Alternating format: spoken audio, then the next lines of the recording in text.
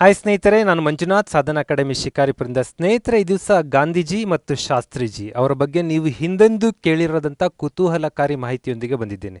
ಕೇವಲ ಪರೀಕ್ಷೆಗೆ ಪಾಠ ಮಾಡಬೇಕು ಅನ್ನೋ ಉದ್ದೇಶ ಅಷ್ಟೇ ಅಲ್ಲ, ಇಲ್ಲಿ ಒಂದಷ್ಟು ಅವೇರ್ನೆಸ್ಸನ್ನು, ಒಂದಷ್ಟು ರಿಸರ್ಚ್ಗಳು ಈ ಮಹಾನ್ ಪುರುಷರ ಬಗ್ಗೆ ಏನೇನು ನಡೀತಾ ಇದೆ ಅನ್ನೋದು ನಾನು ನಿಮಗೆ ತಿಳಿಸ್ಕೊಡೋ ಪ್ರಯತ್ನ ಮಾಡ್ತೀನಿ. ಯಾರಾದರೂ ನಮ್ಮ ಚಾನಲ್ ಸಬ್ಸ್ಕ್ರೈಬ್ ಮಾಡದೇ ಸಬ್ಸ್ಕ್ರೈಬ್ ಮಾಡಿ ಮತ್ತು ನಮ್ಮ ಆ್ಯಪನ್ನು ಡೌನ್ಲೋಡ್ ಮಾಡಿಕೊಂಡು ಉಚಿತವಾಗಿ ಟೆಸ್ಟ್ಗಳನ್ನು ತಗೊಳ್ಳಿ. ವೆರಿ ಫಸ್ಟ್ ಬರ್ತೀನಿ ಗಾಂಧೀಜಿ ಮತ್ತು ಶಾಸ್ತ್ರೀಜಿಯವರ ಫಿಸಿಯಾಲಜಿ ಬಗ್ಗೆ. ಗಾಂಧೀಜಿಯವರು ಶಾಸ್ತ್ರೀಜಿಯವರು ತುಂಬ ಎತ್ತರವಾದ ಏನು ವ್ಯಕ್ತಿಗಳಲ್ಲ. ಇವರಿಬ್ಬರು ತುಂಬ ಟೈನಿ ಶಾರ್ಟ್ ಹೈಟೆಡ್ ಪೀಪಲ್. ಗಾಂಧೀಜಿಯವರ ಎತ್ತರ ನೀವು ನೋಡ್ತಾ ಇದ್ದೀರಾ 5 ಅಡಿ 4 ಇಂಚು ಮಾತ್ರ, 164 ಸೆಂಟಿಮೀಟರ್. ಶಾಸ್ತ್ರೀಜಿಯವರ ಎತ್ತರ ಕೇವಲ 5 ಅಡಿ 1 ಇಂಚು, 154 ಸೆಂಟಿಮೀಟರ್. ನಿಮ್ಗೆ ಗೊತ್ತೇ ಇದೆ, ಕರ್ನಾಟಕದಲ್ಲಿ ಪೊಲೀಸ್ ಇಲಾಖೆಗೆ ಸೇರಬೇಕಂದ್ರೆ 168 ಸೆಂಟಿಮೀಟರ್ ಬೇಕು. ಇವರಿಬ್ಬರು ಎಲಿಜಿಬಲ್ ಆಗಲ್ಲ, ಆದರೆ they are eligible to rule the nation. ಅದರ ಅರ್ಥ ಇಲ್ಲಿ ಏನು ಹೇಳಕ್ಕೆ ಹೊರಟಿದ್ದೀನಿ ಅಂದರೆ, ಈ ಎತ್ತರ ಕಡಿಮೆ ಇರೋರಲ್ಲಿ ಒಂದು ವ್ಯಕ್ತಿತ್ವ ಇರುತ್ತೆ. ಏನು ವ್ಯಕ್ತಿತ್ವ? ಅವರಿಗೆ ಒಂದು ಐಡೆಂಟಿಟಿ ಕ್ರೈಸಿಸ್ ಇರುತ್ತೆ. ನನಗೆ ಗುರುತಿಸುವಿಕೆ ಕಡಿಮೆ ಆಗಿದೆಯಾ ಅಂತ. ಮೀನ್ಸ್ ಒಂದು 6 ಅಡಿ ಎತ್ತರ ಇದ್ದಾರೆ, ಹೈಟ್ ಇದ್ದಾರೆ, ಸ್ಮಾರ್ಟ್ ಇದ್ದಾರೆ ಇದ್ದಾಗ ಅವರು ಸುಮ್ಮನೆ ಓಡಾಡಿದ್ರೆ ಸಾಕು, ಜನ ಅವರನ್ನು ಗುರುತಿಸುವಂಥ ಪ್ರೋಸೆಸ್ ಆಗುತ್ತೆ. ಆದರೆ ತುಂಬ ಕುಳ್ಳ ಇದ್ದಾರೆ, ಸ್ವಲ್ಪ ಕಲರ್ ಇಲ್ಲ, ಆ ಥರ ವ್ಯಕ್ತಿಗಳಿಗೆ ಜನ ಐಡೆಂಟಿಫೈ ಮಾಡಲ್ಲ. ಐಡೆಂಟಿಫೈ ಮಾಡದೇ ಇದ್ದಾಗ ಐಡೆಂಟಿಟಿ ಕ್ರೈಸಿಸ್, ಗುರುತಿಸುವಿಕೆಯ ಬಗ್ಗೆ ಒಂದು ಸಂಘರ್ಷಕ್ಕೆ ಒಳಗಾಗ್ತಾರೆ. ಆವಾಗ ಅವರು ಏನಾದರೂ ಮಾಡಿ ನಾವು ಗುರುತಿಸ್ಕೋಬೇಕು. You can observe in any college, any school, any mass, any marriage hall ಎಲ್ಲ ಅಬ್ಸರ್ವ್ ಮಾಡಿ.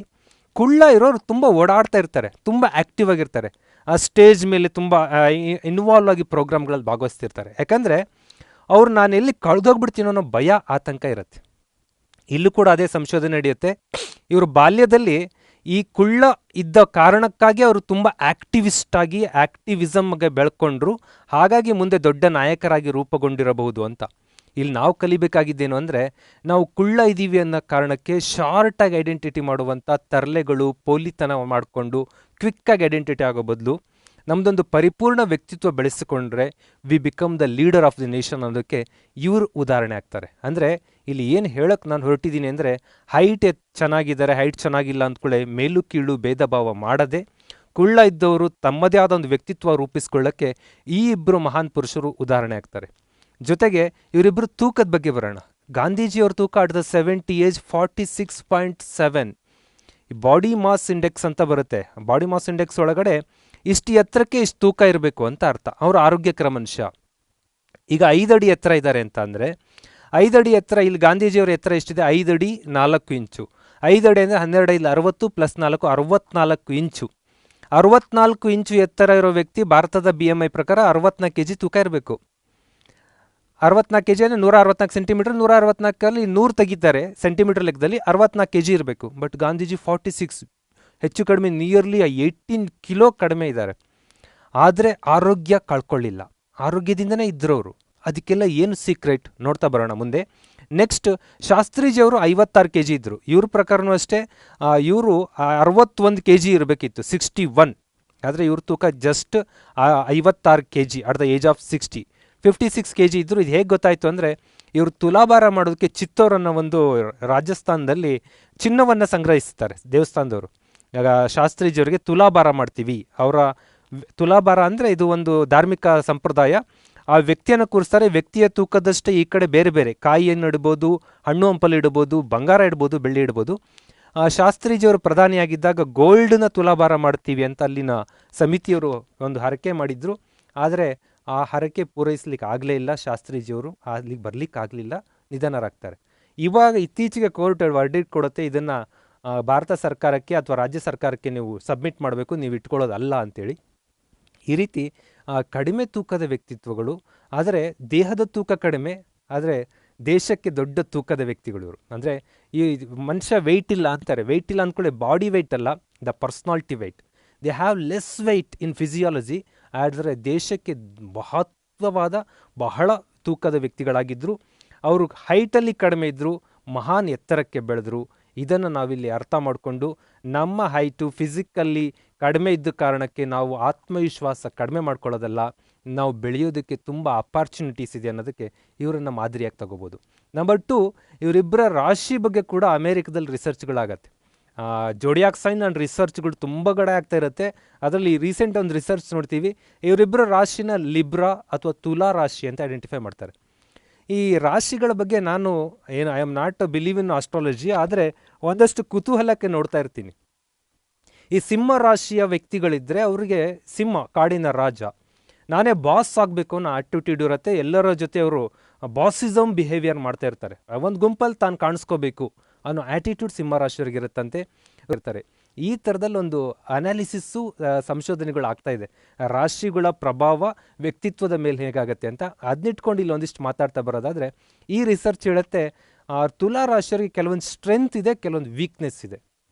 ಇದನ್ನು ಏನಕ್ಕೆ ಹೇಳಬೇಕು ಅಂದರೆ, ಪ್ರತಿ ರಾಶಿಗೂ ಆ ಸಂಶೋಧನೆಗಳ ಪ್ರಕಾರ ತಮ್ಮದೇ ಆದ ಸ್ಟ್ರೆಂತ್, ತಮ್ಮದೇ ಆದ ವೀಕ್ನೆಸ್ ಇರುತ್ತೆ. ಸ್ಟ್ರೆಂತನ್ನು ಎನ್ಹ್ಯಾನ್ಸ್ ಮಾಡ್ಕೋಬೇಕು, ವೀಕ್ನೆಸ್ಸನ್ನು ಯೋಚನೆ ಮಾಡಿ ಕಡಿಮೆ ಮಾಡ್ಕೋತಾ ಬರಬೇಕು. When we decrease our weakness, ನಾವು ಇನ್ನಷ್ಟು ಸ್ಟ್ರಾಂಗ್ ಆಗ್ತಾ ಬರ್ತೀವಿ. ಇಲ್ಲಿ ಸ್ಟ್ರೆಂತ್ ಬಂದರೆ ಡಿಪ್ಲೊಮ್ಯಾಟಿಕ್ ಆಗಿರ್ತಾರೆ. ಈ ತುಲಾ ಅಂದರೆ ತಕ್ಕಡಿ ನೀವು ನೋಡಿರ್ಬೋದು, ಅದು ಹೀಗೆ ಇರೋದಿಲ್ಲ, ಅದು ಅಪ್ ಡೌನ್ ಆಗ್ತಾ ಇರುತ್ತೆ. ಆದರೆ finally that maintains to balance, ಮಧ್ಯಕ್ಕೆ ಹಿಂಗೆ ನಿಂತ್ಕೊಳ್ಳೋಕೆ ಪ್ರಯತ್ನ ಮಾಡುತ್ತೆ. ನೀವು ವೈಬ್ರೇಟ್ ಮಾಡಿಬಿಟ್ಟಾಗ ಅಪ್ ಡೌನ್ಸ್ ಆಗುತ್ತೆ. ಸ್ವಲ್ಪ ಕಾಲದ ನಂತರ ದಟ್ ಕಮ್ಸ್ ಟು ಬ್ಯಾಲೆನ್ಸ್ ಆಗಿರೋದಕ್ಕೆ ಪ್ರಯತ್ನ ಮಾಡುತ್ತೆ. ಈ ಕೆಲಸವನ್ನು ಇಬ್ಬರು ಮಹಾನ್ ಪುರುಷರು ಮಾಡ್ತಾರೆ. ನೀವು ಅಬ್ಸರ್ವ್ ಮಾಡಿರ್ಬೋದು, ರಘುಪತಿ ರಾಘವ ರಾಜಾರಾಮ್ ಅಂತ ಹೇಳಿ ಗಾಂಧೀಜಿ ಸುಮ್ಮನಾಗಲ್ಲ, ಈಶ್ವರ ಅಲ್ಲಾ ತೇರೆ ನಾಮ್ ಅಂತಾರೆ. ಅಂದರೆ ಅಲ್ಲನನ್ನು ಕರೆದುಕೊಂಡು ಬಂದು ಆ ಗೀತೆಯಲ್ಲಿ ಸೇರಿಸಿ ಆ ಮುಸ್ಲಿಮರನ್ನು ರಾಜಕಾರಣದೊಳಗೆ ಜೊತೆಯಾಗಿ ತೆಗೆದುಕೊಂಡು ಹೋಗುವಂಥ ಪ್ರಯತ್ನ ಮಾಡಿದ್ರು. ಆದರೆ ಇಂಡಿವಿಜುವಲಿ ಗಾಂಧೀಜಿಗೆ ಹೃದಯದ ಗೀತೆ, ನನ್ನ ಮನಸ್ಸಿನ ಗೀತೆ, ಇದಿಲ್ಲದ್ರೆ ನಾನು ಬದುಕೋಕ್ಕೆ ಆಗಲ್ಲ ಅಂತ ಅವ್ರು ಹೇಳ್ತಾ ಇದ್ದಿದ್ದು ಯಾವುದು ಅಂದರೆ, ವೈಷ್ಣವ ಜನತೋ ತೇನೇ ಕಹಿಯೇ.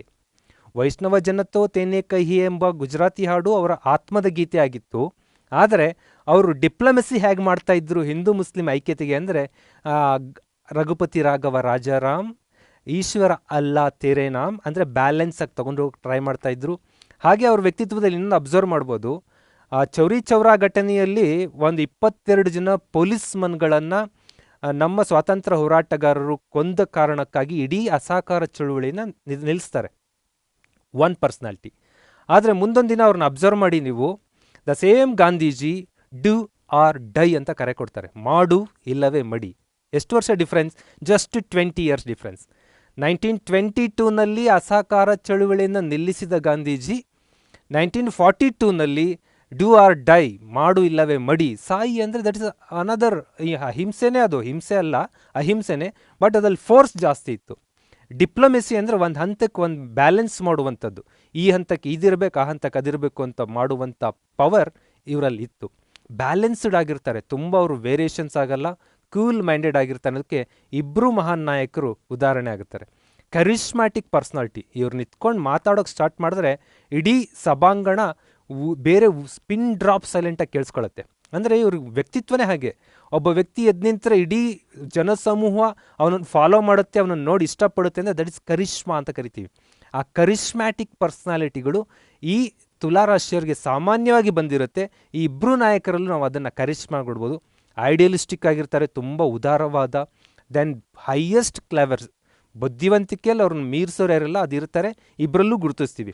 ಫಾರ್ಗಿವ್ ಮಾಡ್ತಾರೆ, ಕ್ಷಮೆ ಕೊಡುವಂಥ ವ್ಯಕ್ತಿತ್ವ ಇಬ್ಬರಲ್ಲೂ ಇತ್ತು. ಹಾರ್ಡ್ ವರ್ಕರ್ ಅನ್ನೋದಕ್ಕೆ ನೋ ಕಾಂಪ್ರಮೈಸ್ ಅಟ್ ಆಲ್. ಇಬ್ಬರು ಎಷ್ಟು ಕೆಲಸ ಮಾಡ್ತಾಯಿದ್ರು ಅನ್ನೋದು ನಮಗೆಲ್ಲ ಗೊತ್ತೇ ಇದೆ. ಬಟ್ ಒಂದು ಇವರ ವೀಕ್ನೆಸ್ಗಳೇನೆಂದರೆ ನೋ ಟಾಲರೇಟ್ ಟು ಕ್ರಿಟಿಸಿಸಮ್. ಇವರನ್ನು ಟೀಕೆ ಮಾಡಿದರೆ ಸಹಿಸ್ಕೊಳ್ಳಲ್ಲ. ನೀವು ಡಿಸ್ಲೈಕ್ ಬಟನ್ ಒತ್ತಿದ್ರಿ ಅಂದರೆ ಇವರಿಗೇನಾದರೂ ಯೂಟ್ಯೂಬ್ ಚಾನಲ್ ಇದ್ದು ದೇ ಕಾಂಟ್ ಟಾಲರೇಟ್. ಡಿಸ್ಲೈಕನ್ನು ಸಹಿಸುವಂಥ ವ್ಯಕ್ತಿತ್ವ ಆಗಿರಲ್ಲ ಇದು. ಗಾಂಧೀಜಿಯವ್ರನ್ನ ಬೈದರೆ, ಗಾಂಧೀಜಿಯವ್ರ ವಿರುದ್ಧ ಏನಾದ್ರು ಮಾತಾಡಿದರೆ ಇನ್ನೂ ಆರೋಗ್ಯಂಟ್ ಆಗ್ತಾಯಿದ್ರು, ಅವರು ಹಠಮಾರಿ ಆಗ್ತಾಯಿದ್ರು. ಆ ವ್ಯಕ್ತಿತ್ವ ನಾವು ಶಾಸ್ತ್ರೀಜಿಯವರಲ್ಲೂ ಗುರುತಿಸ್ತೀವಿ. ಇಲ್ಲಿ ರೈಲು ದುರಂತಕ್ಕೀಡಾಗತ್ತೆ. ರೈಲು ದುರಂತಕ್ಕೀಡಾದಾಗ ಇವರು ನೈತಿಕ ಹೊಣೆ ಹೊತ್ತು ರಾಜೀನಾಮೆ ಕೊಡ್ತೀವಿ ಅಂತ ಹೋಗ್ತಾರೆ.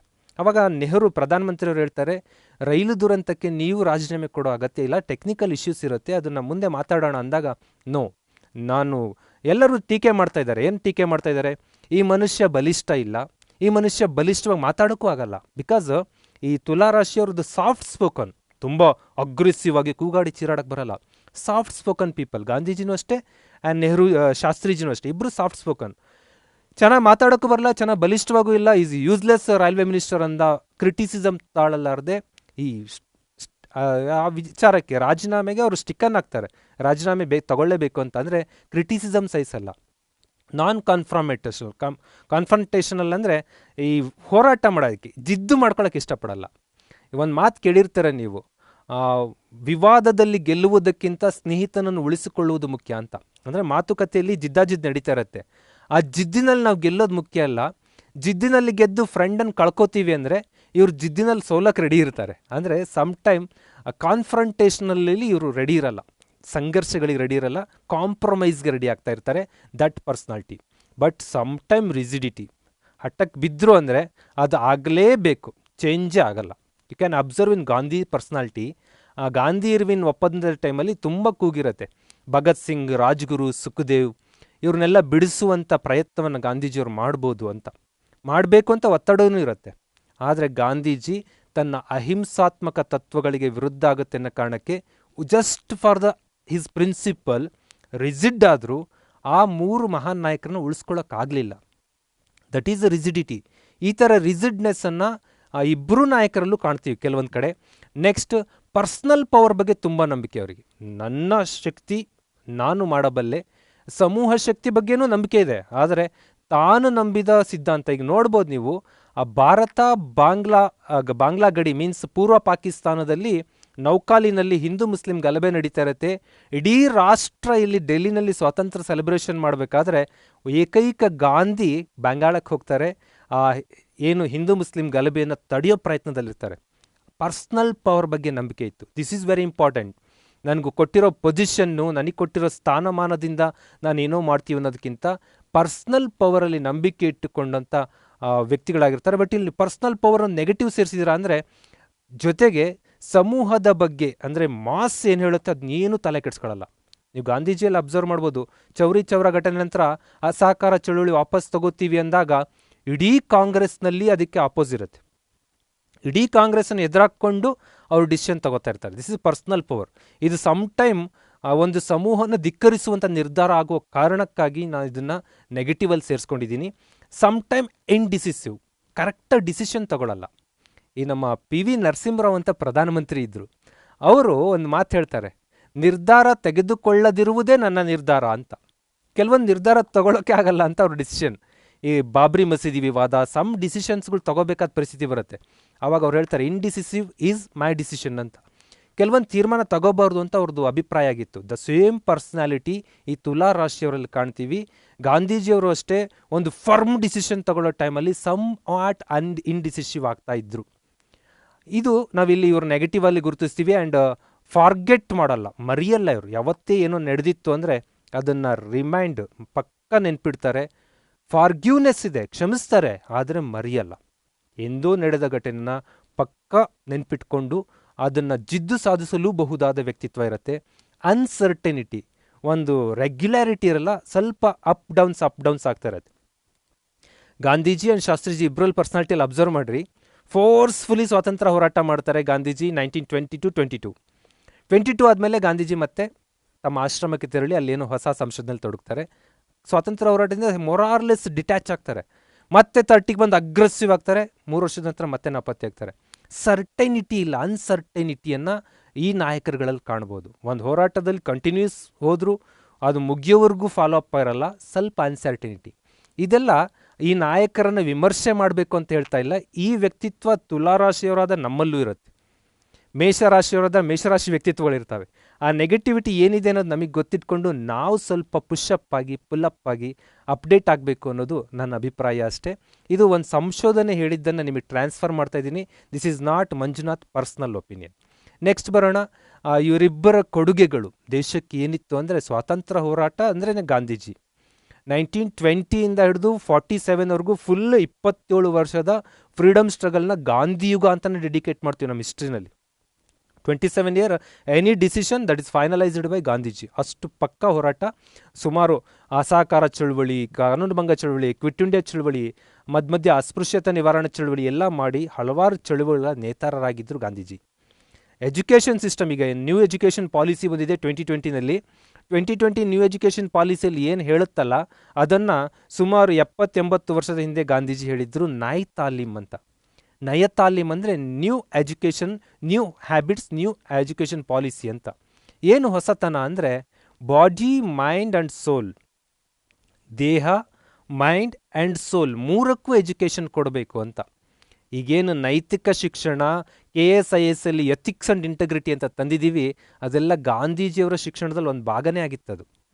ಬಾಡಿ ಅಂದರೆ ಸ್ಕಿಲ್ ಕಲಿಸ್ರಿ ಅಂತ, ಕೌಶಲ್ಯಗಳು ಕಲಿಸ್ಬೇಕು.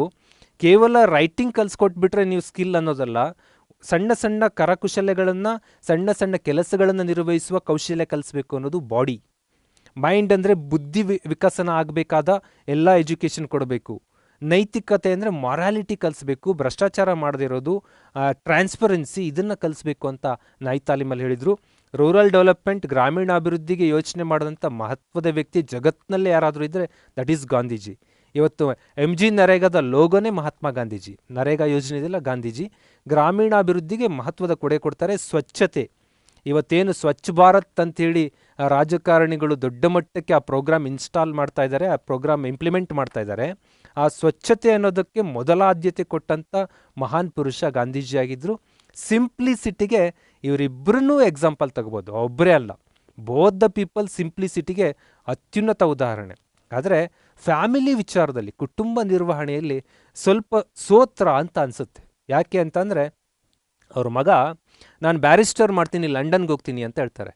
ತಂದೆಯ ಪ್ರಿನ್ಸಿಪಲ್ ಸ್ವದೇಶಿ ಸ್ವದೇಶ ಶಿಕ್ಷಣ. ನನ್ನ ಮಗನ್ನ ನಾನು ಫಾರಿನ್ಗೆ ಎಜುಕೇಷನ್ ಕಳ್ಸೋಕ್ಕಾಗಲ್ಲ ಅನ್ನೋ ಕಾರಣಕ್ಕೆ ಹರಿಲಾಲ್ ಅನ್ನೋ ಮಗನಿಗೆ ಇವರು ಎಜುಕೇಷನ್ ಕಳ್ಸೋಕೆ ಒಪ್ಪಲ್ಲ. ಆತ ಮನೆ ಬಿಡ್ತಾನೆ, ಕುಡುಕ ಆಗ್ತಾನೆ, ಡ್ರಿಂಕರ್, ದೊಡ್ಡ ಆಲ್ಕೋಹಾಲ್ ಅಡಿಕ್ಟ್ ಆಗ್ತಾನೆ, ಅಫೀಮು ತಗೊಳ್ತಾ ಇರ್ತಾನೆ, ವಿಚಿತ್ರವಾಗಿ ಬಿಹೇವಿಯರು. ತಂದೆ ಇಲ್ಲಿ ದೊಡ್ಡ ಸಮಾರಂಭದಲ್ಲಿ ಸ್ವಾತಂತ್ರ್ಯ ಹೋರಾಟದ ಬಗ್ಗೆ ಮಾತಾಡ್ತಿದ್ರೆ ಸ್ವಲ್ಪ ದೂರದಲ್ಲಿ ಅವನು ಮೈಕ್ ಇಟ್ಕೊಂಡು ಮಾತಾಡ್ತಿರ್ತಾನೆ, ಅಲ್ಲೊಬ್ಬ ಹುಚ್ಚ ಮಾತಾಡ್ತಿದ್ದಾನೆ. ಈಸ್ ಯೂಸ್ಲೆಸ್ ಪರ್ಸನ್ ಅನ್ನೋ ಮಟ್ಟಕ್ಕೆ ತಂದೆಯನ್ನು ಟೀಕಿಸುವ ವ್ಯಕ್ತಿತ್ವ ಬೆಳೆಸ್ಕೊತಾನೆ ಹರಿಲಾಲ್. ಇಸ್ಲಾಂಗೆ ಕನ್ವರ್ಟ್ ಆಗ್ತಾನೆ. ಹಿಂದೂ ಧರ್ಮದ ಮಹಾನ್ ಪ್ರವರ್ತಕ ತಂದೆ ಗಾಂಧೀಜಿ, ಮಗ ಇಸ್ಲಾಂಗೆ ಹೋಗ್ತಾನೆ. ಕೊನೆಗೆ ತಾಯಿಯ ಒತ್ತಾಯದ ಮೇರೆಗೆ ವಾಪಸ್ ಬ್ಯಾಕ್ ಟು ಆರ್ಯ ಸಮಾಜ ಮೂಲಕ ಹಿಂದೂಗೆ ಬಂದ. ಹೀಗೆ ಕುಟುಂಬದಲ್ಲಿ ಸಣ್ಣ ಸಣ್ಣ ನೋವುಗಳು. ದೀಸ್ ಪರ್ಸನ್ಸ್ ಪರ್ಸ್ನಲ್ ಫ್ಯಾಮಿಲಿಯಲ್ಲಿ ಎಷ್ಟು ನೋವು ಅನುಭವಿಸ್ತಾ ಇದ್ರು, ಸಮಾಜಕ್ಕೆ ಏನು ಕಾಂಟ್ರಿಬ್ಯೂಟ್ ಮಾಡಬೇಕಿತ್ತು ಎಲ್ಲೂ ವ್ಯತ್ಯಾಸ ಮಾಡಲಿಲ್ಲ. ಅಂಥ ಮಹಾನ್ ವ್ಯಕ್ತಿತ್ವಗಳನ್ನು ಇಲ್ಲಿ ಗುರುತಿಸ್ಬೋದು. Same we go to the Shastriji. ಭಾರತದಲ್ಲಿ ಆಹಾರದ ಸಮಸ್ಯೆ ಆಗತ್ತೆ. ಭಾರತ ಪಾಕಿಸ್ತಾನ ಯುದ್ಧ ಇದೆಯಲ್ಲ, ಆ ಭಾರತ ಪಾಕಿಸ್ತಾನ ಯುದ್ಧದ ಟೈಮಲ್ಲಿ USA, ಇವತ್ತೇನು USA ಭಾರತದ ಜೊತೆಗಿರ್ತೀನಿ, ಯಾಕೆಂದರೆ ಅಮೇರಿಕ ಚುನಾವಣೆ ಗೆಲ್ಲೋದಕ್ಕೆ USA ಗೆ ಭಾರತದ ಮತಗಳು ಬೇಕು. ಭಾರತದ ಮತ ಮೀನ್ಸ್ ಭಾರತೀಯರಲ್ಲಿ ಹೆಚ್ಚಿದ್ದಾರೆ, ಮೈಗ್ರೆಂಟೆಡ್ ಇಂಡಿಯನ್ಸ್ನ ಓಟ್ಸ್ಬೇಕು. ಅದಕ್ಕೆ ಭಾರತದ ಪರ ದೋಸ್ತಿ ಆಗ್ತಾ ಇದ್ದಾರೆ ಅಮೇರಿಕಾದವರು. ಆದರೆ ಅವತ್ತು ಪಾಕಿಸ್ತಾನದ ಪರ ಇದ್ದರು. ನಮಗೆ ಆ ಫುಡ್ ಶಾರ್ಟೇಜ್ ಇದೆ, ಜೊತೆಗೆ ಅಮೇರಿಕದಿಂದ ಗೋಧಿ ಬರಬೇಕು, ನಾವು ಗೋಧಿ ಕೊಡಲ್ಲ ಅಂತಾರೆ USA ಆವಾಗ ಶಾಸ್ತ್ರೀಜಿ ಎಕ್ಸ್ಪೆರಿಮೆಂಟ್ ಸ್ಟಾರ್ಟ್ ಮಾಡ್ತಾರೆ. ಇವರೆಲ್ಲ ನೇರವಾಗಿ ದೇಶದ ಮೇಲೆ ಏನು ಹೇರಲ್ಲ, ತಮ್ಮ ಪರ್ಸ್ನಲ್ ಲೈಫಲ್ಲಿ ಎಕ್ಸ್ಪೆರಿಮೆಂಟ್ ಸ್ಟಾರ್ಟ್ ಮಾಡಿದ್ರು. ತನ್ನ ಕುಟುಂಬದವ್ರಿಗೆ ಹೇಳ್ತಾರೆ, ಮಕ್ಕಳಿಗೆ ಮತ್ತು ದೊಡ್ಡವರಿಗೆ ಪ್ರತಿದಿನ ರಾತ್ರಿ ಊಟ ಬಿಡಬೇಕು ಮನೆಯಲ್ಲಿ, ನೀವು ಬಿಟ್ಟ ಆಹಾರವನ್ನು ದೇಶಕ್ಕಾಗಿ ಕೊಡುಗೆ ಕೊಡಬೇಕು. ಸೊ ಸ್ಟಾಪ್ ನೈಟ್ ಮೀಲ್ ಅಂತ ಹೇಳ್ತಾರೆ ಅವ್ರ ಮನೇಲಿ. ಆವಾಗ ಅವ್ರ ಮನೆ ಹೆಣ್ಮಕ್ಳಿಗೆ ಹೇಳ್ತಾರೆ, ಅಯ್ಯೋ ಚಿಕ್ಕ ಮಕ್ಕಳಿಗೆಲ್ಲ ಉಪವಾಸ ಇರ್ರಿ ಅಂತಿರಲ್ಲ, ಹಾಗಾದರೆ ಚಿಕ್ಕ ಮಕ್ಕಳಿಗೆ ಸ್ವಲ್ಪ ಹಾಲು ಹಣ್ಣು ಕೊಡಿ, ಆ ಅಕ್ಕಿ ಗೋಧಿ ಆಹಾರ ಕೊಡಲೇಬೇಡಿ, ಅವ್ರಿಗೂ ಕೂಡ ಅಭ್ಯಾಸ ಆಗಬೇಕು ಅಂತ ಹೇಳಿದಂಥ ಮಹಾನ್ ವ್ಯಕ್ತಿ. ಒಂದು ವಾರ 15 ದಿವಸ, ಒಂದು ತಿಂಗಳು ಅದೆಲ್ಲ ಹ್ಯಾಬಿಟ್ ಸಕ್ಸಸ್ ಆಗುತ್ತೆ, ಇಂಪ್ಲಿಮೆಂಟ್ ಮಾಡಬಹುದು ಅಂತ ಪ್ರೂವ್ ಆದ ಮೇಲೆ, ತನ್ನ ಮನೆಯವ್ರಿಗೆ ಏನೂ ತೊಂದರೆ ಆಗಿಲ್ಲ ಅಂತ ಖಾತ್ರಿ ಆದ ಮೇಲೆ ಆಕಾಶವಾಣಿಯಲ್ಲಿ ನಿಂತು ಹೇಳ್ತಾರೆ, ನನ್ನ ದೇಶವಾಸಿಗಳೇ, ನಾವೇನು 2-3 ಇಯರ್ಸ್ ಬ್ಯಾಕು ದೇಶವಾಸಿಯೋ ನಿಮ್ಮ 500 ರೂಪಾಯಿ 1000 ರೂಪಾಯಿ ನೋಟನ್ನು ಬ್ಯಾನ್ ಮಾಡ್ತೀವಿ ಅನ್ನೋದನ್ನು ಎಷ್ಟು ಮಹತ್ವದ ನ್ಯೂಸ್ ಆಗಿ ನೋಡಿದ್ವಲ್ಲ, ಅದೇ ಥರದ ಅದಕ್ಕಿಂತ ಪವರ್ಫುಲ್ ಆದ ನ್ಯೂಸನ್ನು ನಮ್ಮ ಹಿಂದಿನ ತಲೆಮಾರಿನವರು 1965 ನೋಡ್ತಾರೆ. ರೇಡಿಯೋ ಮುಂದೆ ಬಂದಂಥ ನೆಹರೂಜಿ ಶಾಸ್ತ್ರೀಜಿಯವರು ಹೇಳ್ತಾರೆ, ದೇಶವಾಸಿಯೋ, ನಾವು ಪ್ರತಿನಿತ್ಯ ಬೇಡ, ವಾರಕ್ಕೆ 1 ದಿವಸ ರಾತ್ರಿ ಊಟವನ್ನು ನೀವು ಬಿಡಬೇಕು, ಆ ಬಿಟ್ಟ ಆಹಾರವನ್ನು ದೇಶಕ್ಕಾಗಿ ಕೊಡಬೇಕು, ಯಾರು ನಿರ್ಗತಿಕರಿದ್ರೆ ಅವರಿಗೆ ತಲುಪಿಸುವಂಥ ಪ್ರಯತ್ನ ಮಾಡ್ತೀವಿ ಅನ್ನೋ ಮಟ್ಟಕ್ಕೆ ಮಾತಾಡ್ತಾರೆ. ಆವಾಗ ಈ ಮಾತನ್ನು ಒಬ್ಬ ಪ್ರಧಾನಿ ದೇಶದ ನಾಗರಿಕರಿಗೆ ಊಟ ಬಿಡಿರಿ ಅಂತಾರೆ ಅಂದಾಗ ಆ ದೇಶದ ಫುಡ್ ಸಿಚುವೇಶನ್ ಹೇಗಿದೆ ಅಂತೇಳಿ ಅಲ್ಲಿ ಅಮೇರಿಕಾದಲ್ಲಿ ಒಬ್ಬ ವ್ಯಕ್ತಿ ಇರ್ತಾನೆ, ನಾರ್ಮನ್ ಬೋರ್ಲಾಗ್. ಕೇಳಿಸ್ಕೊಂಡು ಆಶ್ಚರ್ಯ ಆಗತ್ತೆ ಅವನಿಗೆ, ಒಬ್ಬ ಪ್ರಧಾನಿ ದೇಶದ ವಾಸಿಗೆ ಊಟ ಬಿಡ್ರಿ ಅಂತ ಹೇಳ್ತಾರೆ ಅಂದರೆ ಹೇಗಿರ್ಬೋದು ಅಂತೇಳಿ. ಹಸಿರು ಕ್ರಾಂತಿಯ ಪ್ರಯೋಗಗಳಲ್ಲಿ ಮೆಕ್ಸಿಕೋದಲ್ಲಿ ತೊಡಗಿದ್ರು ಅವರು. ಆ ನಾರ್ಮನ್ ಬೋರ್ಲಾಗ್ ಇಂಡಿಯಾಕ್ಕೆ ಬಂದು ಭಾರತದಲ್ಲಿ ಅಕ್ಕಿ ಮತ್ತು ಗೋಧಿ, ಸ್ಪೆಷಲಿ ಹಸಿರು ಕ್ರಾಂತಿ ಅಂದರೆ ಇರೋಬರೋ ಧಾನ್ಯಕ್ಕೆಲ್ಲ ಕೈ ಹಾಕಲ್ಲ ಅವರು, ಟಾರ್ಗೆಟೆಡ್ ಸ್ಟ್ಯಾಪಲ್ ಫುಡ್, ಸ್ಪೆಷಲಿ ಅಕ್ಕಿ ಗೋಧಿಯ ಉತ್ಪಾದನೆಯಲ್ಲಿ ರೆವಲ್ಯೂಷನ್ ಮಾಡಿದರು. ಇವತ್ತು ಇಂಡಿಯಾದಲ್ಲಿ ನಮ್ಮ ದೇಶಕ್ಕಾಗಿ ಹೆಚ್ಚಾಗುವಷ್ಟು ಆಹಾರವನ್ನು ಉತ್ಪಾದನೆ ಮಾಡ್ತಾ ಇದ್ದೀವಿ. ಅದಕ್ಕೆಲ್ಲ ಕಾಂಟ್ರಿಬ್ಯೂಷನ್ ಕೊಟ್ಟಂಥ ಹಸಿರು ಕ್ರಾಂತಿಯ ಹರಿಕಾರ ಶಾಸ್ತ್ರೀಜಿ ಆಗಿದ್ದರು. ಅದು ವಾರ್ಷಿಕ ಯೋಜನೆಗಳ ಪಿರಿಯಡಲ್ಲಿ ಜಾರಿಗೆ ಬರುತ್ತೆ. ದೆನ್ ಹಾಲು ಅಷ್ಟೇ ಇಂಪಾರ್ಟೆಂಟು. ಈ ಅಮೂಲ್ ಅಂತ ಕೇಳಿರ್ತಾರೆ ನೀವು. ಅಮೂಲ್ ದೇಶದ ನ್ಯೂಟ್ರಿಷನ್ ಹಬ್ ಅದು. ವರ್ಗೀಸ್ ಕುರಿಯನ್ ಅವರು 1940s 50s ಟೈಮಲ್ಲಿ ಗುಜರಾತ್ನ ಆನಂದದಲ್ಲಿ ಸ್ಟಾರ್ಟ್ ಮಾಡಿದರು ಅಮೂಲ್. ಆನಂದ ಮಿಲ್ಕ್ ಯುಟಿಲೈಸರ್ ಲಿಮಿಟೆಡ್ ಅಂತ ಒಂದು ಸಂಸ್ಥೆ, ಅದು ಅಮೂಲ್. ಅದರ ಪ್ರಯೋಗಗಳನ್ನು ನೋಡಿಕೊಂಡು ನಾವ್ಯಾಕೆ ಇಂಪ್ಲಿಮೆಂಟ್ ಮಾಡಬಾರದು, ಎಲ್ಲಿಗೆ ದೇಶದಾದ್ಯಂತ ಅಂತ ನ್ಯಾಷನಲ್ ಡೈರಿ ಡೆವಲಪ್ಮೆಂಟ್ ಬೋರ್ಡ್ NDDBಯನ್ನು ಸ್ಥಾಪನೆ ಮಾಡಿ ಇವತ್ತು ಕ್ಷೀರ ಕ್ರಾಂತಿ ಏನಾಗಿದೆ, ಹಾಲಿನ ಕ್ರಾಂತಿ, ಶ್ವೇತ ಕ್ರಾಂತಿ, ಇಡೀ ರಾಷ್ಟ್ರಾದ್ಯಂತ ಹಾಲು ನಮಗೆ ಅಗತ್ಯವಕ್ಕಿಂತ ಹೆಚ್ಚು ಪ್ರೊಡಕ್ಷನ್ ಆಗ್ತಾ ಇದೆಯಲ್ಲ, ಇದರ ಫಾದರ್ ಕೂಡ ಯಾರು ಅಂದರೆ ಶಾಸ್ತ್ರೀಜಿಯವರು. ಪಾಕಿಸ್ತಾನದ ವಿರುದ್ಧ ಯುದ್ಧವನ್ನು ಗೆದ್ದುಕೊಟ್ಟಂಥ, ದಟ್ ಮೀನ್ಸ್ ಇಂಡಿಪೆಂಡೆನ್ಸ್ ಬಂದ ನಂತರ ನಮಗೆ ಆದದ್ದು ಮೊದಲ ಸೋಲು, that is defeated by China 1962. ಆದರೆ 65ಅಲ್ಲಿ ಅಮೇರಿಕಾದ ಬೆಂಬಲವಿರುವಂಥ ಪಾಕಿಸ್ತಾನವನ್ನು ಲಾಹೋರ್ವರೆಗೂ ಅಟ್ಟಾಡಿಸ್ಕೊಂಡು ಹೋಗಿ ಸೋಲಿಸಿ ವಿಜಯ ಪತಾಕೆ ಹಾರಿಸಿದ ಮಹಾನ್ ಪುರುಷ. ಆ ಟೈಮಲ್ಲಿ ಅವರು ಘೋಷಣೆ ಮಾಡೋದು, ಆಹಾರ ಉತ್ಪಾದನೆಗೆ ಹಸಿರು ಕ್ರಾಂತಿ ಆಗಬೇಕು, ಜೈ ಕಿಸಾನ್, ಯುದ್ಧ ಗೆಲ್ಲಬೇಕು, ಜೈ ಜವಾನ್, ಜೈ ಜವಾನ್, ಜೈ ಕಿಸಾನ್ ಘೋಷಣೆಯನ್ನು ಕೊಟ್ಟಂಥವ್ರು. ಆನಂತರ ಗೊತ್ತೇ ಇದೆ, ಈ ತುಲಾ ರಾಶಿಯವರು ಯಾವಾಗೂ ಬ್ಯಾಲೆನ್ಸ್ ಡಿಪ್ಲೊಮ್ಯಾಟಿಕ್, ಯುದ್ಧವನ್ನು ಅಲ್ಲಿವರೆಗೂ ಅಟ್ಟಾಡಿಸ್ಕೊಂಡು ಗೆದ್ದು ಬಂದಿದ್ದರೂ ಕೂಡ ಹೊಂದಿಕೊಂಡು ಬಾಳೋಣ, ಸಮನಾಗಿ ಬಾದ್ಕೋಣ ಅನ್ನೋ ಕಾರಣಕ್ಕೆ ರಷ್ಯಾದ ಕರೆ ಮೇರೆಗೆ ತಾಷ್ಕೆಂಟ್ಗೆ ಹೋಗ್ತಾರೆ. ತಾಷ್ಕೆಂಟಲ್ಲಿ ಹೋಗಿ ಅಗ್ರಿಮೆಂಟ್ಗೆ ಸೈನ್ ಮಾಡಿದರು. ಭಾರತ ಚೀನಾ ನಡುವೆ, ಭಾರತ ಪಾಕಿಸ್ತಾನ ನಡುವೆ ಏನು ಯುದ್ಧೋತ್ತರ ಒಪ್ಪಂದಗಳಿತ್ತು, ಆ ತಾಷ್ಕೆಂಟ್ ಒಪ್ಪಂದಕ್ಕೆ ಸಹಿ ಮಾಡಿದರು. ಬಟ್ ದುರಂತ, ಅಲ್ಲಿಂದ ಭಾರತಕ್ಕೆ ಜೀವ ಸಹಿತ ಬರಲಿಲ್ಲ. ಅವರ ಸಾವು ಈವನ್ ಟುಡೇ ಕ್ವಶನ್ ಮಾರ್ಕ್ ಆಗಿದೆ. ಪೋಸ್ಟ್ ಮಾರ್ಟಮ್ ಕ್ವಶನ್ ಮಾರ್ಕ್ ಆಗಿದೆ. ಅವರ ಸಾವು ನ್ಯಾಚುರಲ್ಲೋ ಅನ್ಯಾಚುರಲ್ಲೋ, ಸ್ವಾಭಾವಿಕ ಅನಾರೋಗ್ಯದಿಂದ ಸತ್ತರೋ ಅಥವಾ ಏನಾದರೂ ವಿಷ, ಇನ್ನಿತರೆ ಮಾಧ್ಯಮಗಳು ಕೊಲ್ಲುವ ಮೀಡಿಯಾಗಳಂತೂ ತುಂಬ ಇದೆ. ಎಷ್ಟೆಷ್ಟು ವಿಧಾನದಲ್ಲಿ ಒಬ್ಬ ವ್ಯಕ್ತಿನ ಕೊಲ್ಲಬಹುದು. ಗೂಗಲಲ್ಲಿ ಸರ್ಚ್ ಹಾಕಿದರೆ we can't believe more than 1000 ಟೈಪನ್ನು ತೋರಿಸುತ್ತದು. ಆ ಥರದಲ್ಲಿ ಯಾವುದೇ ಥರ ದುರಂತಕ್ಕೀಡಾದ್ರ ಗೊತ್ತಿಲ್ಲ. ದೆನ್ ಬ್ಯಾಂಕ್ ಸಾಲ ತೀರಿಸಿದ ಪತ್ನಿ ಅಂತ ಯಾಕೆ ಹೇಳ್ತೀನಿ ಅಂದರೆ, ಪ್ರಧಾನಿಯಾದಾಗ ಫಿಯೆಟ್ ಕಾರ್ ಪರ್ಚೇಸ್ ಮಾಡ್ತಾರೆ. ಆ ಫಿಯೆಟ್ ಕಾರ್ ಲೋನಲ್ಲಿ ತೊಗೊಂಡಿರ್ತಾರೆ. ಈಗ ಹಾಗಲ್ಲ, ನೋಡಿರ್ತೀರ ನೀವು. ನಾವೊಬ್ಬ ಸಾಮಾನ್ಯ ರಾಜ್ಯಸಭೆ, ಲೋಕಸಭೆ, ವಿಧಾನಸಭೆ ಸದಸ್ಯ ಆದರೆ ಸರ್ಕಾರಕ್ಕೆ ಬರೀತಾರೆ, ನಮಗೆ ವಾಹನ ಕೊಡಿ, ನಮಗೆ ಇಂಥ ವಾಹನನೇ ಬೇಕು ಅಂತ. ಅಂಥದ್ರಲ್ಲಿ ಸ್ವಂತ ಖರ್ಚಿನಲ್ಲಿ ಫಿಯೆಟ್ ವಾಹನ ಖರೀದಿಸಿದ್ರು. ಸರ್ಕಾರಿ ವಾಹನನೂ ಬಿತ್ತವರಿಗೆ. ಆ ಸರ್ಕಾರಿ ವಾಹನ ಏನಾದರೂ ತನ್ನ ಮಕ್ಕಳು, ಪತ್ನಿ ಪರ್ಸ್ನಲ್ ಯೂಸೇಜಿಗೆ ಬಳಸಿದರೆ ಅದರ ಟ್ರಾವೆಲ್ಗೆ ಆದ ವೆಚ್ಚವನ್ನು ಕೂಡ ಸರ್ಕಾರಕ್ಕೆ ಮರುಬರಿಸ್ತಾ ಇದ್ರು. ಅಂಥ ಮಹಾನ್ ವ್ಯಕ್ತಿ ಸತ್ ನಂತರ ಸಾಲ ಇತ್ತು. ಬ್ಯಾಂಕ್ನವ್ರು ನೋಟಿಸ್ ಕೊಡ್ತಾರೆ, ನಿಮ್ಮ ಗಂಡ ಸಾಲ ತೊಗೊಂಡಿದ್ರು, you can't see in this present society.